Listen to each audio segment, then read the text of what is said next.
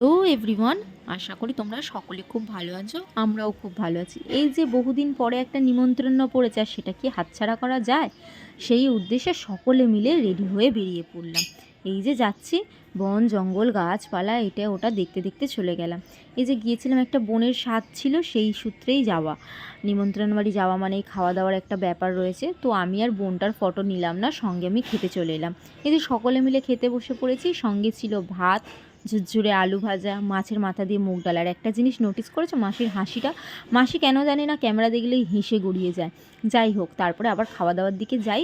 এই যে ফুলকপি আলু চিংড়ি মাছের তরকারি, তারপরে ছিল পাবদা মাছ, তারপরে ছিল কাতলা মাছ। আমি কাতলা মাছটাই খেয়ে নিয়েছি। তারপরে স্যালাড ছিল, স্যালাডটা অনেক আগেই দিয়েছিল। আমার যখন প্রয়োজন তখনই তো খাবো না, এই হচ্ছে ব্যাপার। মাখিয়ে চুকিয়ে সমস্ত ভাত তরকারি খেয়ে নিলাম, সঙ্গে চাটনি পাঁপড় পায়েস মিষ্টি। বাড়ি আসার পথে 1 কাপ চা নিয়ে চলে এলাম। তো টাটা।